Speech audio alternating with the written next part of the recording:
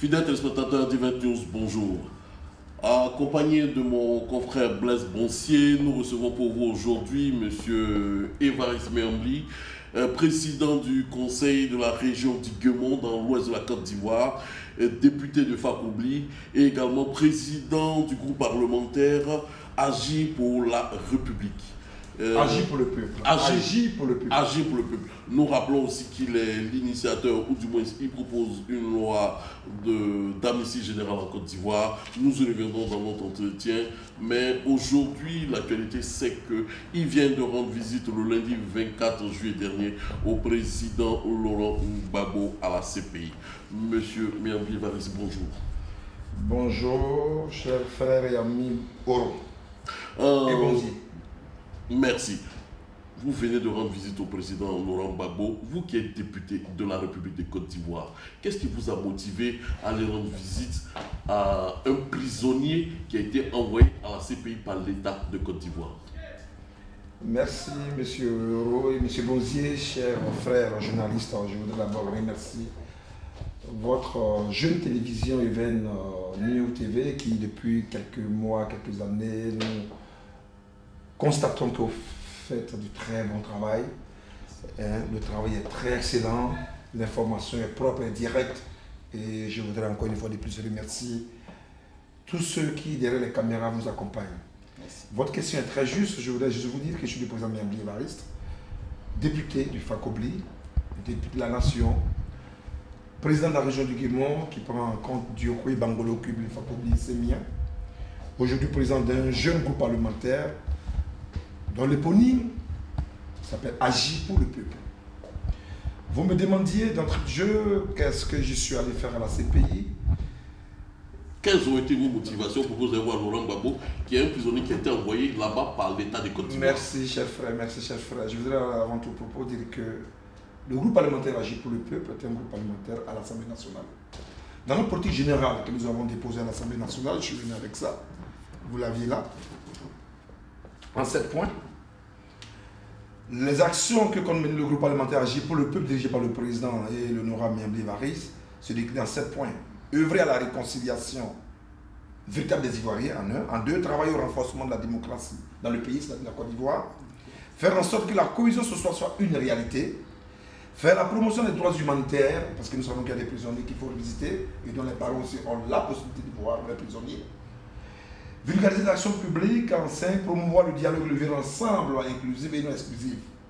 Soumettre un projet de loi à l'Assemblée nationale pour tous les acteurs de la crise post-électorale qui devait déboucher sur la libération de tous les prisonniers politiques de tous bords, le retour des exilés politiques du Togo, du Bénin, du Ghana, du Libéria et même de la France et de toute la diaspora, et enfin la libération de l'ex-président Laurent Gbagbo et du ministre Charles Blé Goudé, fait le 29 mars 2017, déposé au secrétariat particulier du président de l'Assemblée nationale depuis le 1er avril. Donc nous sommes dans notre rôle de député. Le député a pour mission de légiférer les lois et de faire et de suivre l'exécutif. Mais nous sommes dit qu'avant nous, il y a eu une première mandature de 2011 à 2016. Il y a eu 255 députés. Aujourd'hui, on a 255 de 500 et quelques députés. Et nous avons pensé que nous devons démontrer en dehors de nos pouvoirs régaliens de légiférer sur les lois, à apporter une innovation. Et pour nous, cette innovation a été résumée en 7 points. Et nous avons pensé qu'à un moment donné de la Côte d'Ivoire, il y a eu un problème. La crise électorale est partie du conflit politico-militaire.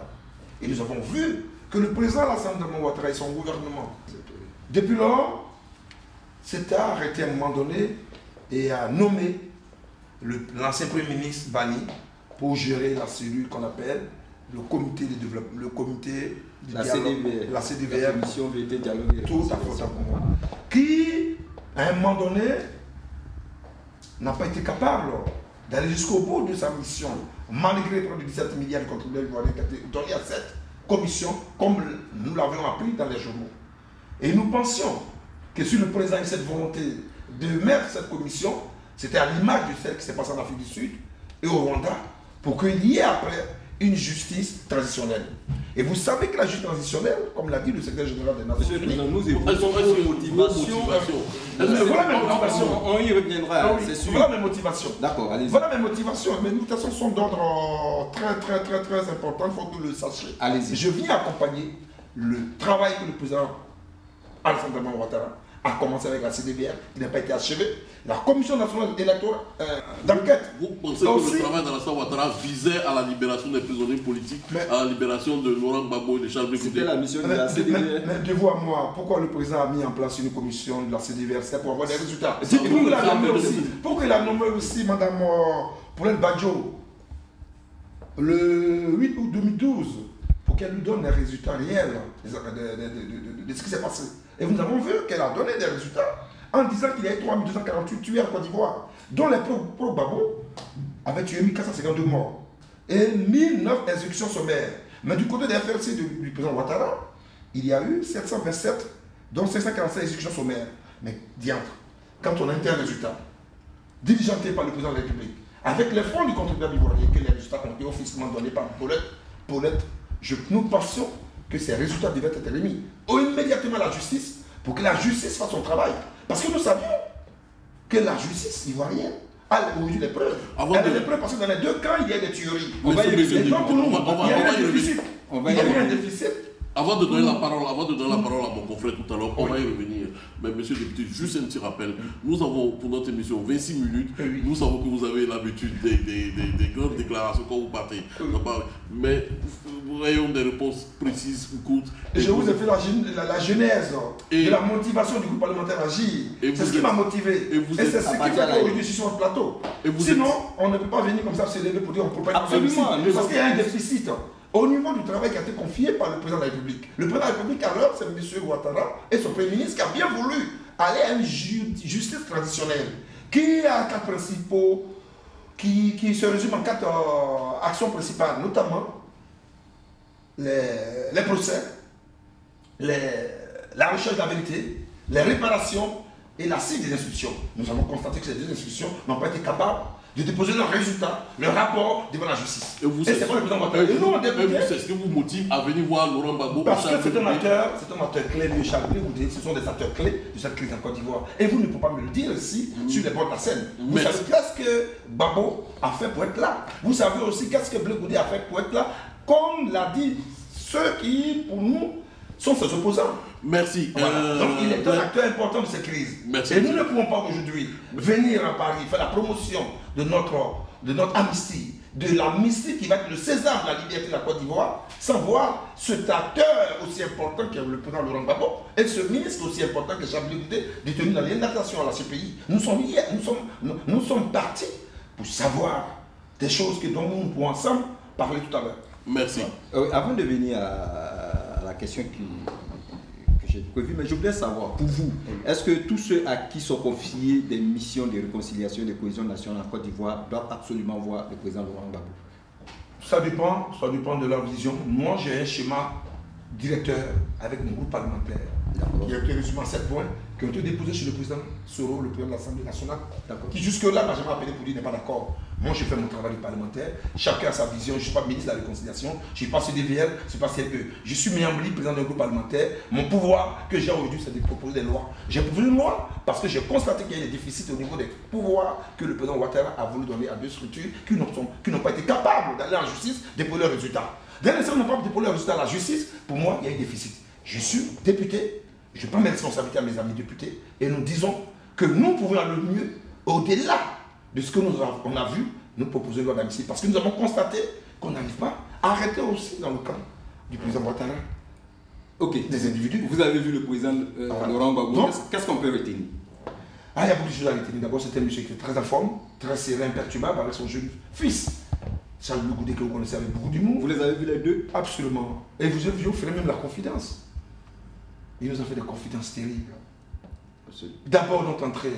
Faites-nous en profiter. Oui, vous avez la primeur. D'abord, quand nous sommes entrés avec les chichas. Pour la première fois, il voyait le drapeau ivoirien dans une prison. Quand il nous a vus avec ça, il dit, mais Miambli, comment vous allez faire pour entrer? Mais depuis vendredi, on me dit que c'est chaud ici, c'est chaud dehors. Qu'est-ce qui se passe? Parce qu'au dernier moment, la rencontre doit être reportée en avril, en octobre et septembre.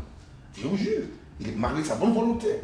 Mais comme nous sommes des lobbyistes, des ambassadeurs ont dû intervenir, des personnalités ont dû intervenir et nous avons bousculé la CPI. Pour une fois, la CPI a vu que des parlementaires ivoiriens sont arrivés et ont forcé le protocole où on doit être reçu mercredi, on a été reçu lundi. Ça, c'est une première victoire. Nous avons pu aussi faire entrer le drapeau ivoirien dans cette prison pour dire qu'elle ne se ferait pas. On la respecte. Mais le drapeau ivoirien doit aller voir ces deux Ivoiriens qui sont des acteurs clés de la crise. Mais tenez-vous bien, moi j'ai reçu avec mes amis députés en Côte d'Ivoire la CPI, conduite par le représentant de Mme Bensouba dans mes bureaux. Et on leur a dit, quand on ne comprend pas, votre procès là, on ne comprend pas. Nous en Côte d'Ivoire ici, on a besoin que vous nous aidiez à ce que les prisonniers puissent être libérés, que les exilés puissent rentrer, que le président Laurent Gbagbo puisse sortir et qu'il vienne prendre sa place dans la réconciliation que la Côte d'Ivoire a besoin. Le président Ouattara a réussi quelque chose de miraculeux. Revenons sur l'entretien. Qu'est-ce qu'on peut essentiellement retenir en dehors de il y a deux entretiens. De l'émotion. Il y a deux entretiens. Il y a deux entretiens. Président... L'entretien de qui? L'entretien du président Laurent Gbagbo ou l'entretien du président? Les deux. Ce qu'il faut retenir, c'est que le président Laurent Gbagbo est dans une disposition telle qu'aujourd'hui, il accompagne à 2000% ce projet d'amnistie. Parce que lui, il a fait une amnistie à un moment donné, que j'ai trouvé des failles. Je dis, monsieur le président, vous avez fait une amnistie, mais sans une compensation, une indemnisation des victimes de guerre. Je suis d'une région meurtrie. Vous êtes d'une région aussi de l'Ouest meurtrie. Pourquoi, en tant que président, vous n'avez pas pu penser à la compensation de l'amnistie que vous avez donnée? Mais votre amnistie politique, elle s'est adressée à ce conseil. Donc nous avons vu en votre amnistie des failles. Nous venons avec une amnistie et nous venons aussi avec une proposition de loi bientôt d'indemnisation des victimes de guerre et du plan Marshall pour la reconstruction de tout le Grand Ouest. Et les partenaires au développement sont prêts à nous accompagner. On peut le voir sur ce plateau. Non, il est ressorti que le président nous accompagne à 1000% pour que les Ivoiriens qui sont en prison en Côte d'Ivoire sortent de la prison.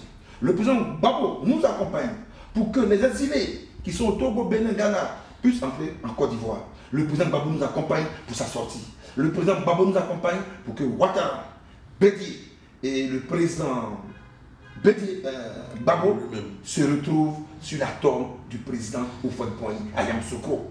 Et vous, on vous dit que cela sera fait. Voilà. Et le président Gbagbo allait plus loin pour dire que la Côte d'Ivoire c'est pour la jeunesse. Lui, c'est pas tout à fait ce qu'il pouvait. Mais est-ce qu'aujourd'hui, vous pouvez imaginer le président Gbagbo aujourd'hui dans 4 murs et dire que la Côte d'Ivoire est sa préoccupation et dire qu'aujourd'hui il n'a aucune haine dans son cœur, il n'a aucune gêne de le dire. Il pense aux Ivoiriens et pris de paix qu'il a laissé. Et il pense que sa place n'est pas dans une prison. Il est prêt à toutes les négociations qu'il avait demandées très tôt, en avril 2011. Vous l'avez trouvé sincère? Très sincère. Parce que je suppose qu'à cet âge-là, 72 ans, c'est pas moi, mais 49 ans, qu'on va dire des conneries.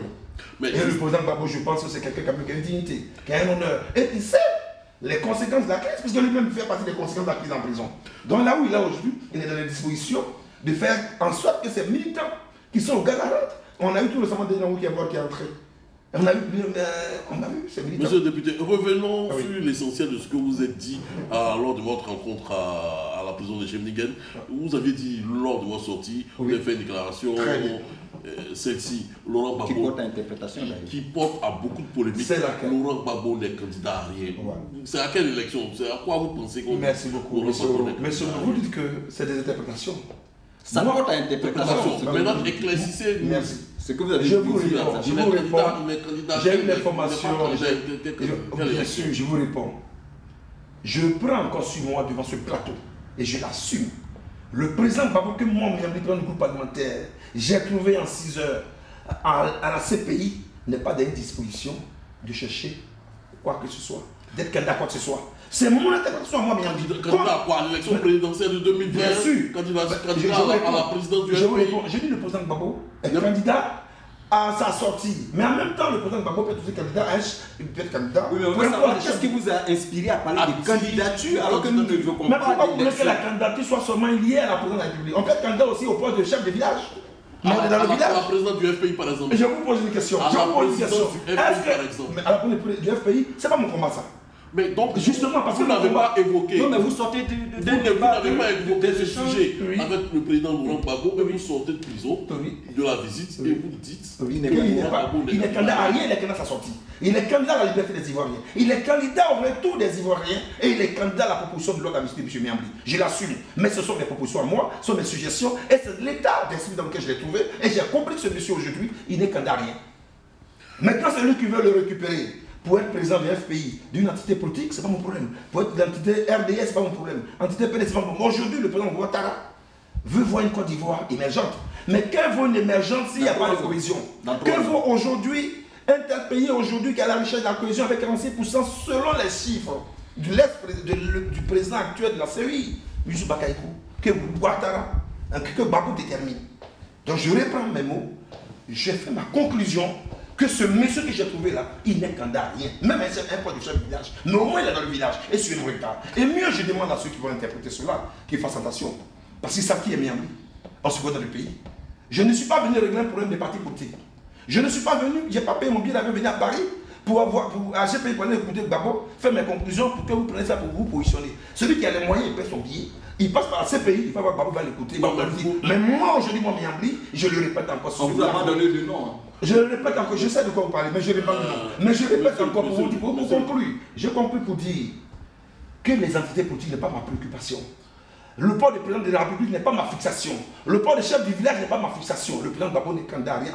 Selon les aspirations de Miambli par rapport à l'homme que j'ai vu, qui a parlé de la Côte d'Ivoire pendant 3 heures du temps, qui n'a aucune haine dans son cœur. Vous voulez qu'aujourd'hui, ce monsieur, depuis 6 ans, les gens fassent un commerce erroné sur son nom et il fasse aujourd'hui du maquillage politique pendant que ce monsieur est en train de souffrir. Il a sa femme qui est en prison, il a ses enfants, il a une vie. Miambli est-il le nouveau défenseur de Laurent Gbagbo? Je l'ai été. Et je le serai, mais je ne suis pas pour le FPI. Mais moi, je sais une seule chose dans ce pays.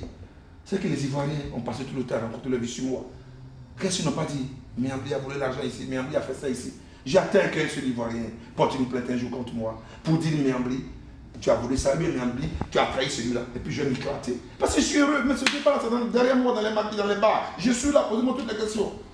Je vous écoute. Nous y arrivons. Tout à fait. Concernant cette rencontre, vous disiez tantôt que lors de votre sortie, vous avez fait une déclaration, que vous avez un message pour les Ivoiriens. Pour les Ivoiriens et aussi pour Aboudraman Sangaré. Bon, je vous dites que vous n'entrez pas dans les affaires de partis politiques. Aboudraman Sangaré, je suis allé à la CPI grâce au président Aboudraman Sangaré qui m'a fait passer un texte de 2 heures du temps qui a duré, dans les restaurants ont entendu 1 mois, qui donne l'accord devant 14 membres du FPI de la tendance Sangaré.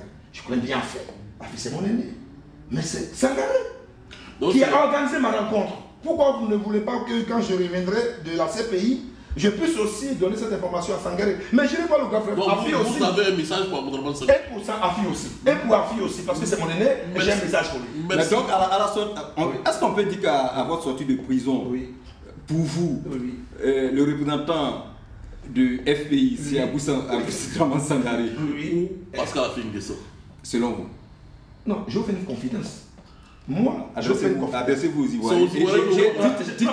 Ils veulent bien savoir. Non, je vous ai dit que j'ai une conférence de presse à faire en Côte d'Ivoire. D'accord. Sur la terre de mes ancêtres. Sur la terre du Gbagbo, sur la terre de Ouattara et la terre du Bédié. Et ces gens, ces personnalités, je vais les rencontrer si elles veulent me recevoir. Mais je dis que le président Gbagbo m'a passé des messages forts. Il avait fait une confidence. Pour chacun de tous ceux. Mais pour le pays, pour toute la Côte d'Ivoire, même pour vous-même, Moreau. Je vais vous en donner l'exemple tout de suite. Il m'a même dit, Miambli, quand je lui ai posé le problème de mon grand frère Fablondi, qui a tout fait pour le rencontrer, il a dit, c'était pas impossible. Il m'a dit, Miambli, pour ce que tu m'as dit, je le recevrai, tu viendras avec lui. Alpha, ton grand frère, t'attend à la CPI, bientôt je te ferai partie là-bas. Voilà alors des messages forts que je suis venu porter aux Ivoiriens. Je ne suis pas venu pour régler le problème de mon papa Sangaré, mon papa fils sur un plateau. Je vais les rencontrer individuellement. C'est que mon père, c'est que le père a dit à son fils, je le dis à son petit frère Sangaré et à son fils. Merci beaucoup. Ok, merci. Le grand frère. Merci beaucoup. Nous allons en arriver à nouveau épuiser à 6 minutes sur cette question envers l'actualité sociopolitique en Côte d'Ivoire. Aujourd'hui, votre cheval de bataille principal, c'est votre proposition de loi d'amnistie générale suite à la situation, suite à la crise post-électorale qu'a connue la Côte d'Ivoire. Mais vous faites le tour des parlements européens pour parler de votre proposition de loi. Pendant ce temps, ceux que ça concerne, ils sont à Abidjan, ils sont en Côte d'Ivoire. Pourquoi vous ne faites pas le tour des hameaux et villages de Côte d'Ivoire pour leur expliquer l'utilité de votre loi d'amnistie et vous venez voir les parlementaires français et européens pour leur expliquer. Et puis demain, après, vous allez dire de quoi se mêle-t-il, pourquoi veut-il s'ingérer dans nos affaires. Monsieur Roux, j'adore la pertinence de vos questions, elles sont très justes. Mais je vais vous répondre en deux phrases, sur deux exemples. La France est un pays essentiel pour la Côte d'Ivoire.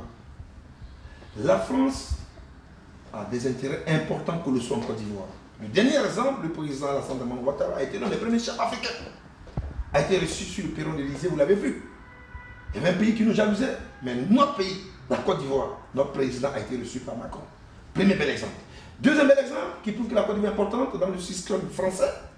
On a demandé le financement du plan national de développement de 2017 à 2020, près de 2250 milliards. Mais c'est pas écoutez-moi, écoutez-moi. La France vient de nous donner 1400 milliards.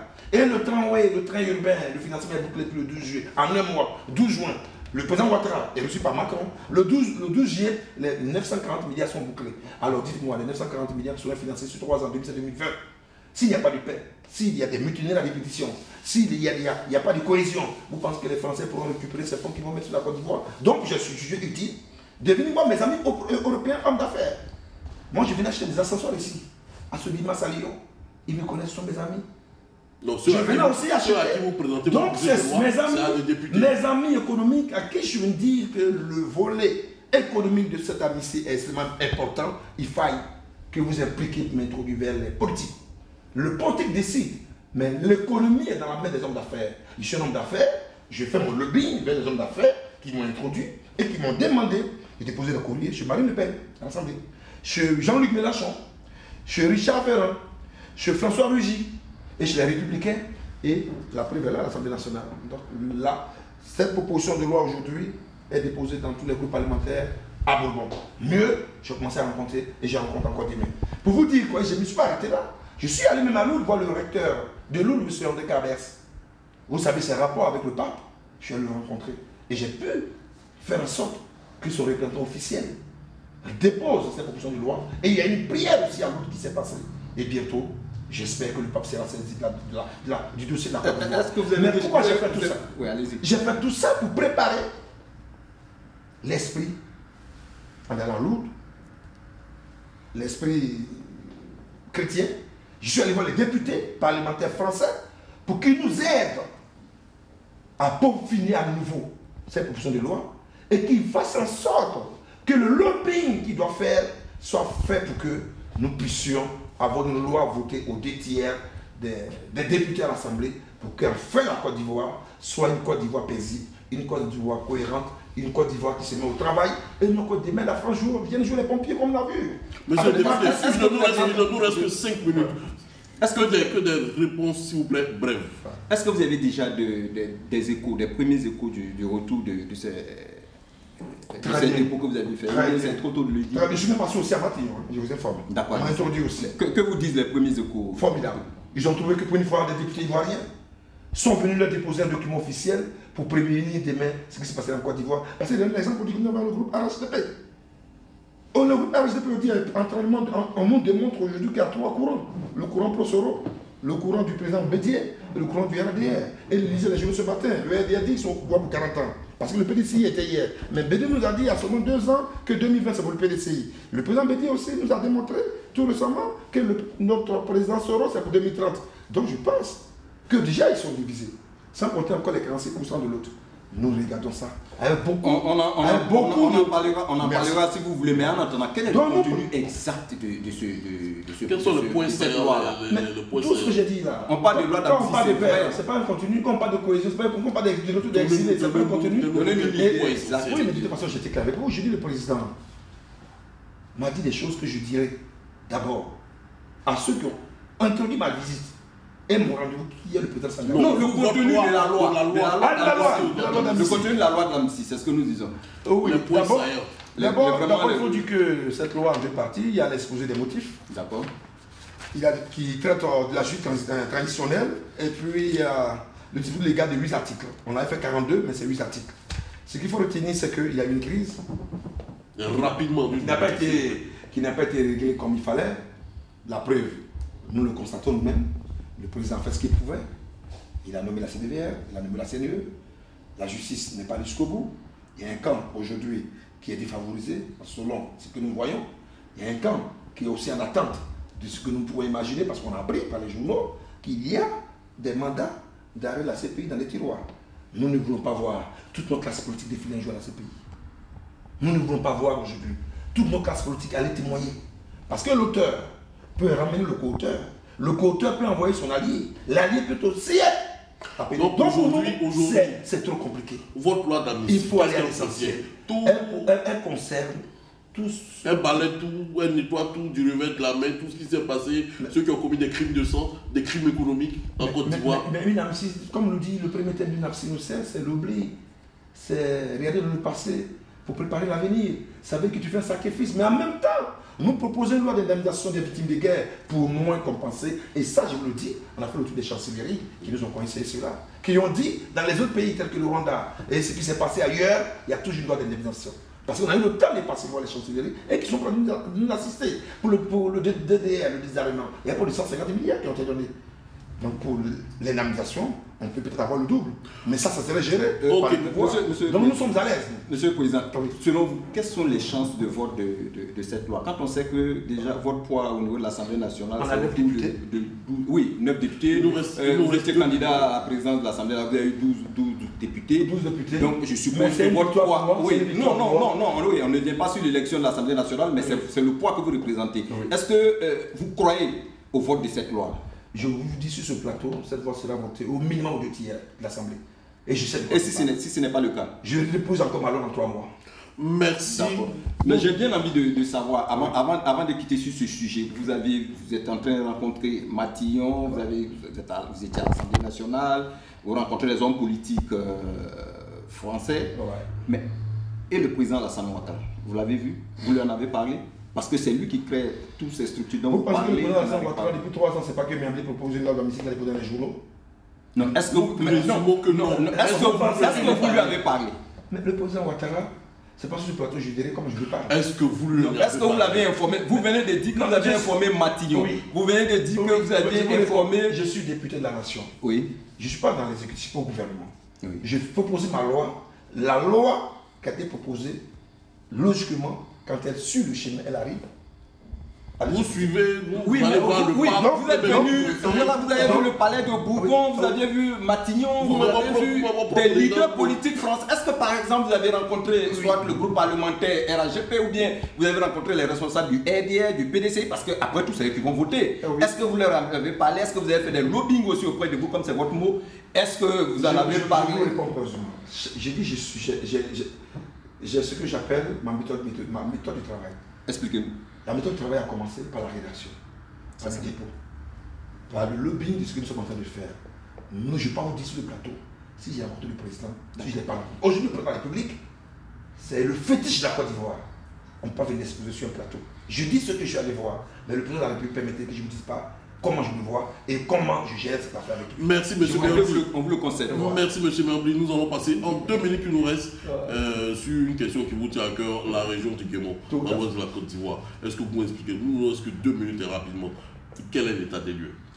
Aujourd'hui, depuis pratiquement 4 ans, avec le milliard donné par l'État de Côte d'Ivoire pour gérer ma région, j'ai pu poser des actions pour l'éducation, pour la santé, surtout la sécurité. Vous savez que la région de l'Ouest, notamment chez moi, il y a eu beaucoup de problèmes de sécurité. Donc j'ai construit déjà. Il y a toujours. Il y en a toujours. On a essayé de faire ce qu'on pouvait. J'ai déjà construit des commissariats à Djokoué, à Bangolo, à Kubli, à Fakobli. J'ai fait des centres, des postes de gendarmerie. J'ai pu voir comment régler le problème des 2 eaux en disant à mes parents de comprendre que les choses sont en cours pour leur demander de retourner dans leur secteur ou dans leur quotidien. Donc nous sommes en train de travailler. Et mieux, aujourd'hui j'ai pu négocier grâce au schéma régional de l'aménagement du territoire 84 milliards avec la BAT pour l'électrifier 84 milliards. Plan Marshall. Le plan Marshall Miambi avec 58 projets structurants. Nous sommes en train d'avancer. Et nous pensons que depuis 3 semaines, le peuple du Guémon est fier parce que l'intervention a commencé. Ça, c'est des résultats probants qu'on peut aller voir. Aujourd'hui, dans ma région, je peux m'estimer heureux avec mon conseil régional et nous reviendrons pour vous développer tout ce qu'on a pu faire par département, à Bangolo, à Diokwe, à Kubli, à Fakobli. Et je suis l'une des régions qui a eu en 2016 le meilleur prix de l'éducation parce que mes enfants ont été les premiers à obtenir le plus fort taux de réussite au CEP parce que j'ai rénové beaucoup d'écoles primaires, j'ai donné des ouvrages pour les écoles, pour les primaires, j'ai parcouru 70 villages. Pour moi, c'est une fierté. Donc aujourd'hui, mes enfants sont les premiers en Côte d'Ivoire au CEP. C'est déjà bon pour une région qui sort d'une crise que vous saviez tous et qui n'avait pas du tout de soutien. Mais je pense aujourd'hui que le Guémon est en train de retrouver ses marques et nous sommes en train de nous battre pour que d'autres structures nous accompagnent pour l'électrification, pour l'hydraulie villageoise, pour la santé et que le peuple du Guémon qui constitue 1 million d'habitants puisse vraiment être... Dernière question sur ce sujet. D'accord. Est-ce que vous êtes en train de nous dire donc que le Guémon sera dans le haut de l'émergence en 2020 et comme nous parlons des derniers moments de ce chapitre, vous aviez parlé de plus de 250 milliards. 258 milliards. Pour pouvoir on a obtenu 84 milliards. Pour pouvoir financer il reste 175 milliards sur mon projet. D'accord, ok. Ouais. Donc le Guémon sera dans le niveau de l'émergence d'ici 3 ans, bien sûr. Non, on avait dit à l'époque que notre émergence irait jusqu'en 2035. Avec le schéma régional de l'aménagement du territoire, on était clair. Et c'est le BNF qui nous a fait cette étude qui a coûté 82 millions. La Côte d'Ivoire peut être émergente, comme l'a dit le président, mais le Guémon, pour l'instant, nous sommes un peu en train. Et nous pensons jusqu'en 2035, on pourra parler d'émergence, qu'on va commencer véritablement à exploiter notre minéraire, qui est à Fakobli, qui est à Bangolo, qui est à Diokwe et qui est à Kubli. Donc nous pensons jusqu'en 2035, on pourrait vraiment parler d'émergence dans le Guémon. Mais pour l'heure, nous battons. Vous n'êtes pas plus en 2020. Vous me voyez l'arrêter. Allez, il n'y a même pas de goudron. Il n'y a même pas de goudron régional. Nous sommes obligés de passer par Mans pour aller à Fakobli. On aurait pu faire le goudron de Diokwe, Bangolo, Kubli directement. Le goudron de Kubli à Mans, c'est prévu. Parce que j'ai bougé un peu. Si j'ai pu obtenir 84 milliards aussi, cher ami, parce que j'ai bougé. Parce que j'ai levé le lièvre. Et je pense que chanter encore le lièvre. Merci, monsieur. Pour qu'on puisse avoir le goudron Kubli, Fakobli et la voie régionale de Diokwe, Bangolo, Kubli, Fakobli qui chanterait pour finir à 400 millions. J'ai pratiquement terminé. Il y a un intellectuel ivoirien, Tibus Kofi, qui disait récemment que 2020, les héritiers de Foubouani, en l'occurrence Laurent Gbagbo, Alassane Ouattara et Henri Konan Bédié, en 2020, devaient s'écarter de la course au pouvoir. Est-ce que vous partagez cette assertion?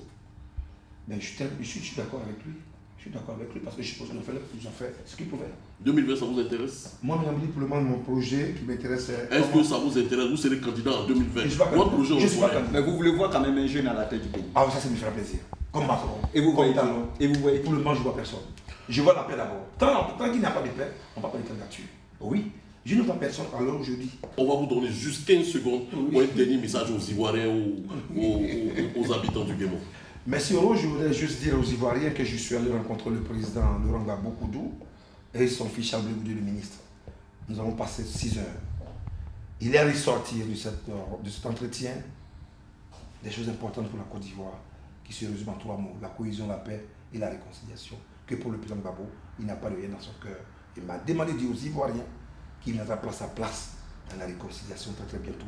Parce que nous sommes tous d'accord que là où il laisse pas sa place. Et mieux, il m'a demandé de dire aux Ivoiriens qu'il n'a pas de haine pour quelqu'un. Il est prêt aujourd'hui à accompagner le processus de réconciliation à travers le retour des exilés, la libération des prisonniers politiques et l'indemnisation des victimes de guerre parce que la Côte d'Ivoire a été sa vie. Et Gbagbo l'a dit de façon franche. Il ne m'a pas envoyé pour dire à un Ivoirien qui n'est pas candidat à quoi que ce soit. Mais j'ai dit, moi, Mayambli, le président que moi j'ai vu là, avec qui je vais parler là, mais il était tout beau d'ailleurs, il n'est pas intéressé à quoi que ce soit. Même à un poste de chef de village. Mais il va entrer dans son village, moi. Et on se comprend. Chers Ivoiriens, laissons les chapelles politiques. Laissons les querelles politiciennes. Les querelles que nous avons toujours animées autour de nos leaders politiques. Pour penser à la Côte d'Ivoire. Et cette Côte d'Ivoire, des 322 000 km², des 25 millions d'Ivoiriens qui y vivent, on donne la quiétude de la paix et de l'entente. Et je pense que le président Gbagbo et le président Charles Blegoudou méritent aussi de contribuer à cela. Et je vous remercie. Merci, monsieur le député Méambli. Je rappelle à mes chers téléspectateurs que nous recevions pour vous, monsieur Évariste Méambli, le président du conseil de la région du Guémon dans l'ouest de la Côte d'Ivoire, député des Fakobli et président du groupe parlementaire Agir pour le peuple. J'étais en compagnie de mon confrère Blaise Boncier. Nous espérons que vous avez eu beaucoup de plaisir à suivre cette émission. À la prochaine sur nos prochains programmes. Au revoir.